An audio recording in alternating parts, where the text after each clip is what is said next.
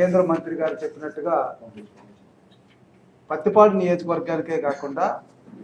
మరి చిలుకలూరుపేట, మంగళగిరి, అదేవిధంగా పొన్నూరు, పరుచూరు, పత్తిపాడు ఈ 5 కాన్స్టిట్యున్సీలకు సంబంధించి ఈ గుంటూరు ఛానల్ ఎక్స్టెన్షన్ కానీ మోడర్నైజేషన్ కానీ అదేవిధంగా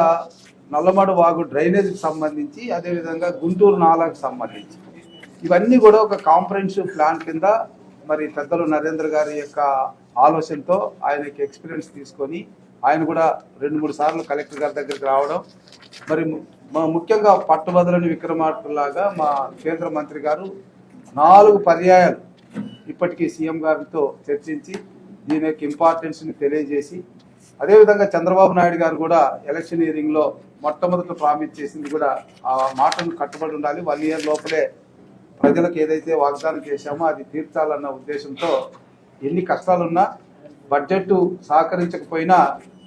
ప్రాధాన్యత క్రమంలో గుంటూరు ఛానల్ మోడర్నైజేషన్ కానీ ఎక్స్టెన్షన్ కానీ నిధులు ఇవ్వడం అన్నటువంటిది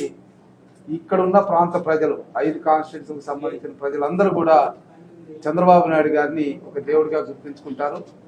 అంతేకాకుండా త్రాగునీటికి సంబంధించి కూడా దాదాపు 38 గ్రామాలు మంత్రి గారు చెప్పినట్టుగా ఈ దాహం యొక్క అవసరం కూడా తీరుతుంది. దీంతో పాటు ఇక మనకు మరి ఈ బడ్జెట్లో రైతాంగానికి సంబంధించి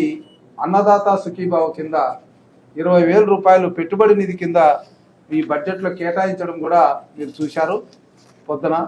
మన బడ్జెట్లో ప్రవేశపెట్టినప్పుడు. అంతేకాకుండా భూమి లేనటువంటి కౌలు రైతులకు కూడా 20,000 రూపాయలు సహాయం అందించడం అనేది. సో దీన్ని బట్టి ముఖ్యమంత్రి గారు రైతాంగం పట్ల, రైతు కుటుంబాల పట్ల, మరి ఈ ప్రాంతం పట్ల ఎంత ఆసక్తితో ఉన్నారు, మరి ఈ ప్రాంత ప్రజల్ని ఎంత అభివృద్ధి పరచాలనేటువంటి ఆలోచనతో ఉన్నారన్నది స్పష్టమవుతుంది. సో మరి ఈ బడ్జెట్ని మాకు ఇచ్చినందుకు చంద్రబాబు నాయుడు గారికి, అదేవిధంగా నిమ్మల నాయుడు గారికి, మరి అదేవిధంగా కేశవ్ గారికి ప్రత్యేకమైనటువంటి ధన్యవాదాలు మా నియోజకవర్గ ప్రజల తరఫు నుంచి.